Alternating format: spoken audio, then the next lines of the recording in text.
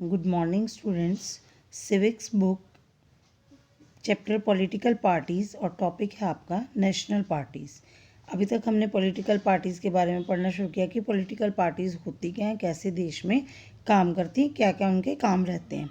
अब हम पढ़ने वाले हैं कि नेशनल लेवल पर कौन सी पार्टीज़ होती हैं और स्टेट लेवल पर कौन सी पार्टीज़ होती हैं, कैसे पता चलता है कि ये नेशनल पार्टीज़ हैं और ये स्टेट पार्टीज़ हैं। इसके बारे में हम अभी डिटेल में पढ़ने वाले हैं। Every party in the country has to register with the election commission. जो कोई भी पॉलिटिकल पार्टी होती है उसको सबसे पहले क्या करना पड़ता है, पहला उसका काम होता है कि उसको इलेक्शन कमीशन के पास अपने आप को रजिस्टर करवाना पड़ता है। और जो इलेक्शन कमीशन होता है वो सभी पार्टीज़ को बराबरी से देखता है, सभी के लिए सभी को बराबरी पे रखता है। और क्या करता है, जो बड़ी पार्टीज़ होती हैं उनको कुछ स्पेशल फैसिलिटीज़ जो होती हैं वो दे दी जाती हैं। और क्या किया जाता है, इन बड़ी पार्टीज़ को क्या करते हैं, एक अलग से उनका सिंबल दे दिया जाता है, निशान दे दिया जाता है, जो कि सभी कैंडिडेट्स जो होंगे उस पॉलिटिकल पार्टी के उसी सिंबल को जो इलेक्शन कमीशन ने उनको दिया है उसी सिंबल को वो क्या करते हैं, यूज़ करते हैं। Parties that get this privilege and some other special facilities are recognized by the election commission for this purpose. That is why these parties are called recognized political parties. ठीक है, ये अपने आप क्या कर लेती हैं, जब इलेक्शन कमीशन पॉलिटिकल पार्टीज़ को बहुत सारे बेनिफिट्स देता है तो इनको क्या कहा जाता है, रिकॉग्नाइज्ड पॉलिटिकल पार्टीज़ कहा जाता है। A party that secures at least 6% of the total votes in an election to the legislative assembly of a state and wins at least 2 seats in the seats is recognized as a state party. कोई भी party जो होती है उसके पास क्या होते हैं, कम से कम 6% जो होते हैं वो वोट्स होने चाहिए। और क्या है, उसमें से क्या है, कम से कम 2 सीट्स जो है वो विन करे तो जाकर वो स्टेट पार्टी कहलाती है। A party that secures at least 6% of the total votes in Lok Sabha election. जब लोकसभा के इलेक्शन होते हैं किसी भी पॉलिटिकल पार्टी के पास कम से कम 6% वोट्स आते हैं और वो कम से कम 4 सीट्स जो है वो विन करती है लोकसभा इलेक्शन में, तभी उसको क्या कहा जाता है, नेशनल पार्टी कहा जाता है। हमारी ये नेशनलाइज्ड पार्टीज़ जो हैं वो कौन सी हैं, सबसे पहले हमारी सबसे पहली पार्टी हमारी है ऑल इंडिया तृणमूल कांग्रेस। ये कब लॉन्च की गई, 1 जनवरी 1998 को under the leadership of Mamata Banerjee के अंडर इसको रिकॉग्नाइज किया गया था। ठीक है, उसके बाद नेक्स्ट है हमारी बहुजन समाज पार्टी। बहुजन समाज पार्टी जो थी वो 1984 में बनाई गई थी, कांशीराम की लीडरशिप में इसको बनाया गया था। और ये सबसे ज़्यादा क्या था कि किसको सिक्योर करना चाहते थे, ये जो दलित थे, आदिवासी थे, या जो ओबीसी थे, या जो रिलीजियस मिनॉरिटीज़ थी, उनको क्या किया जा सकता था, उनकी फेवर में काम करने के लिए ये पार्टी जो थी वो बनाई गई थी। भारतीय जनता पार्टी जो थी वो 1980 में क्या की गई थी, दोबारा बनी थी, पहले बनी हुई थी, फिर वो स्प्लिट हो गई, जनता दल थी, स्प्लिट हो गई और फिर दोबारा से क्या की गई, 1980 में भारतीय जनता पार्टी जो वो थी बनाई गई थी। ये ज़्यादातर किसके लिए काम कर रही थी, हिंदुत्व के लिए काम कर रही थी। और बहुत समय पहले तक इसका कोई ख़ास दबदबा नहीं था, लेकिन 1998 के बाद तक से क्या हो गया कि इनका थोड़ी थोड़ी प्रोग्रेस जो थी वो स्टार्ट होगी। और क्या हो गया, धीरे धीरे इन्होंने क्या कर लिया, अपने लिए सीट्स जो थी वो सिक्योर करनी शुरू कर दी। और अभी हम देख ही रहे हैं कि 19 में जो इलेक्शंस हुए हैं या जो 14 में हुए थे उसमें भी क्या है कि इन्होंने जो भारतीय जनता पार्टी थी इन्होंने अपनी सरकार जो थी बना ली थी। Communist party of India CPI ये कब बनाई गई थी, 1925 में बनाई गई थी। और ये किसके ऊपर काम कर रही थी, समाजवाद, धर्मनिरपेक्षता, साम्राज्यवाद, लोकतांत्रिकता और सांप्रदायिकता पर जो थी ये इस तर्ज पर काम करने जा रही थी। ये communist party of the India Marxist, ये पार्टी जो थी ये 1925 में बनाई गई थी और उसके बाद 1964 में क्या हुआ था, इसकी दोबारा से फॉर्मेशन हुई और इसको CPIM का जो था नाम दे दिया गया, जिसमें कि ज़्यादातर स्टेट्स जो हैं वो वेस्ट बंगाल, पंजाब, आंध्र प्रदेश, केरला जो हैं वो पार्टीज़ जो शामिल थी इसमें। Indian National Congress, popularly known as the Congress party, ठीक है, सबसे पहले क्या थी, ये 1985 में बनाएगी।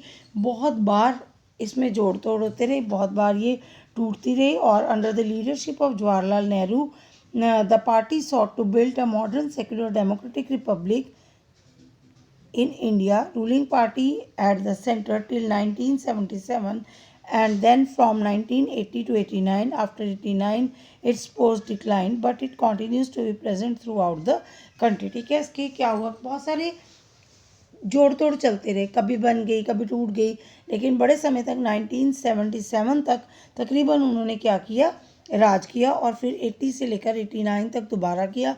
लेकिन 89 के बाद क्या हुआ, थोड़ी सी इसकी सपोर्ट जो थी वो कम होना शुरू हो गई, लेकिन फिर भी सपोर्ट कम हो जाने के बावजूद भी क्या था कि ये पूरे देश में जानी जाती रही। और जो हमारे जितने भी इलेक्शंस हुए हैं, चाहे ये करंट इलेक्शंस है, इनमें भी क्या है कि ये एक ऑपोजिशन पार्टी के रूप में हमेशा काम करती रही है।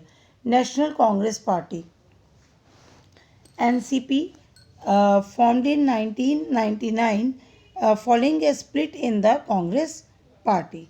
ठीक है, ये क्या था कि कांग्रेस पार्टी में भी एक स्प्लिट हो गया, जिसमें से कि क्या है कि नेशनल कांग्रेस पार्टी जो थी वो बन गई। नेक्स्ट है हमारी state parties. Other than these 6 parties, most of the major parties of the country are classified by the Election Commission as the state parties. ये जितनी भी पार्टीज़ हमारी हैं, इसके बाद क्या, ये सभी नेशनलाइज्ड पार्टीज़ हैं, और इसके बाद हमारी कौन सी हैं, बाकी सभी को इलेक्शन कमीशन जो है उसने स्टेट पार्टीज़ में डाल दिया है। ठीक है, और इसमें क्या है कि these are commonly refer to as the regional parties, yet these parties need not to be regional in their ideology or outlook. Some of these parties are all India parties that happen to have succeeded only in some states.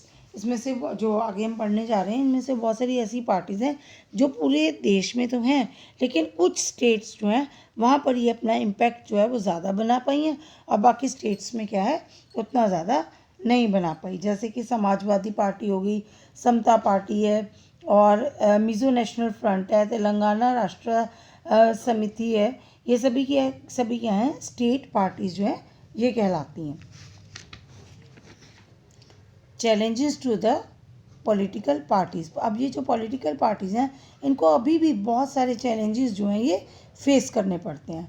सबसे पहला challenge जो है इनके आगे क्या है, the first challenge is the lack of the internal democracy within the party. अब क्या है कि ये जो सबसे पहला स्टेप अगर हमारा आ जाए, तो इसमें क्या है कि पार्टी जो है इनमें आपस में क्या है, डेमोक्रेसी, इनकी इंटरनल जो डेमोक्रेसी अगर हम कहें तो वो वहाँ पर नहीं होती। क्या है कि ये कुछ लोग ही, जो टॉप लीडर्स हैं वो कुछ ही लोग रह जाते हैं, कुछ लोगों तक सीमित रह जाते हैं, और जो पीछे वाले लोग होते हैं उनको बहुत सारी बातों के बारे में पता भी नहीं होता कि कब उनकी मीटिंग होगी, कब उनके इलेक्शंस हो रहे हैं रेगुलर, तो कुछ भी ऐसा उनको पता नहीं होता, जिसके लिए बहुत सारे कार्यकर्ता ऐसे होते हैं जो कि पार्टीज़ के साथ बिल्कुल भी जुड़ नहीं पाते हैं।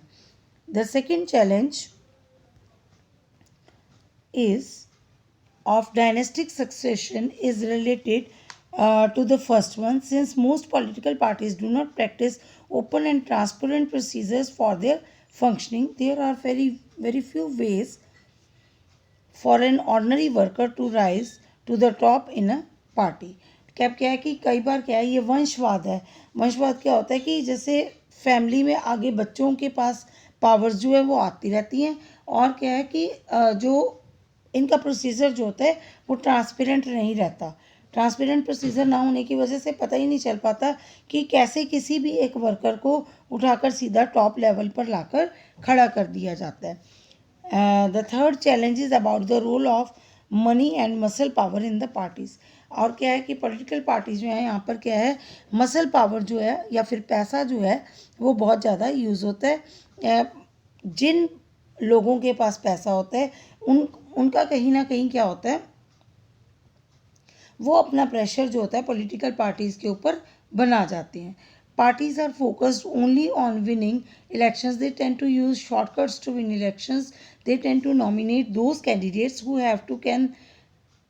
have or can raise lots of money. Rich people and companies who give funds to the parties tend to have influence of the policies and decisions of the parties. ठीक है, अब क्या हो गया कि कुछ अमीर चंद लोग जो पार्टीज़ को बहुत ज़्यादा चंदा देते हैं, वो क्या होता है, उन्हीं के डिसीजंस जो होते हैं पार्टीज़ को मानने पड़ते हैं, क्योंकि उनको पता होता है कि हमारे पास इलेक्शंस लड़ने के लिए जो पैसा है वो इन्हीं लोगों के पास से आने वाला है.